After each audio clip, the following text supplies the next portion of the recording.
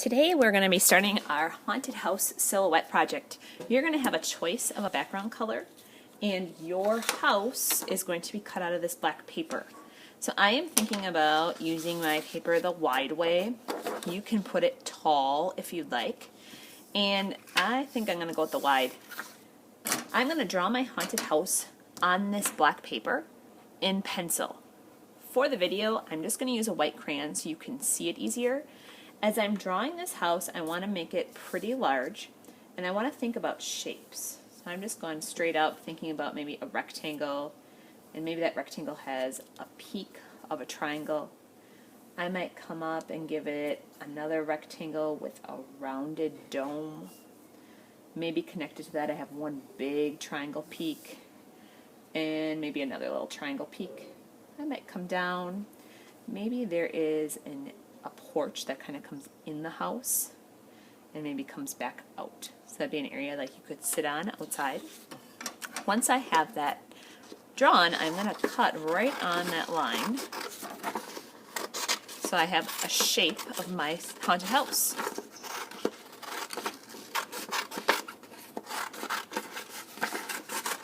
Try to do this fast so that you guys can have plenty of working time. I am not cutting perfectly on that black shape, so I'm actually going to glue on this side so I don't see my lines, and then it's going to go on my purple paper. So when you're gluing today, you want to think about just the perfect amount of glue, nothing too much that it's going to ooze and squeeze out the sides of your project. This is called craftsmanship, how neat you're doing something. I want to glue that house so it's touching the bottom of the paper. I have seen kids make a smaller house and then maybe put it on a hill of black paper. That looks cool too. The yellow paper at your table is to cut windows. So we want to think about this as a haunted house that has windows on inside. So you're going to use these yellow scraps to kind of cut different shapes out for windows and things. I have some more that I've already cut. Rounded ones work awesome. You could have windows that are a triangle shape. All different sizes. If you want to try to cut a door out, you certainly can. So after I have these shapes cut out, I would think about gluing them on. That could be my door. Put a big triangle. So the more windows you have, the more it's going to allow you to draw and add more things. You probably want a moon in your project. You could have a big, huge moon. It could be small.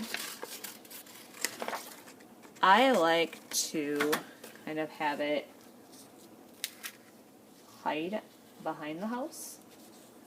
Kind of gives it a cool effect. And I definitely would want to add some more glue on that. You have black markers, so I'm just going to pretend that I've glued all those things down.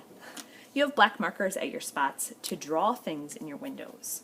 So if your windows have maybe the crisscross look, or you could draw things inside the windows. Maybe we see some stairs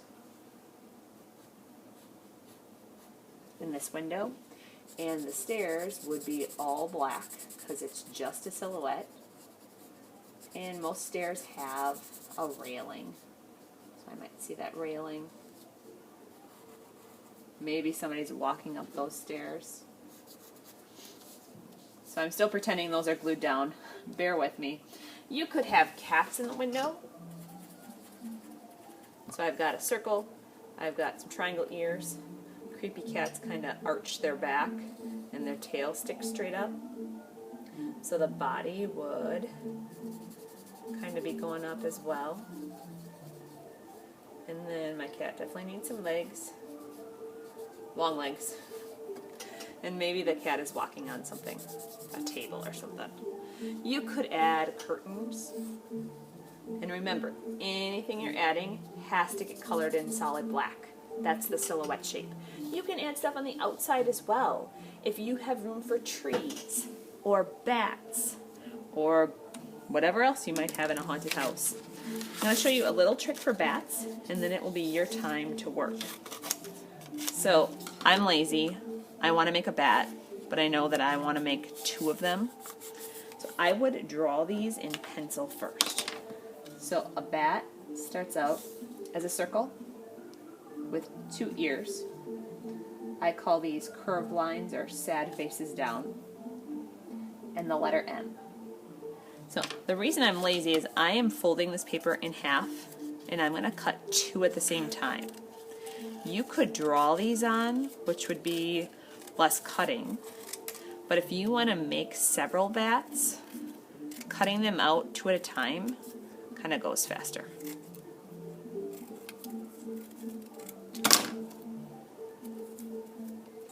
They're stuck together. There's my bats. They could be flying in the air. So in years past, we've done this project on larger paper, and it's been a 2-day project. Today we're going to do it smaller and just be done. So here are just some more ideas that you could add into your haunted house project. You can be thinking of your background color today. You'll have a lot of different choices over at the store.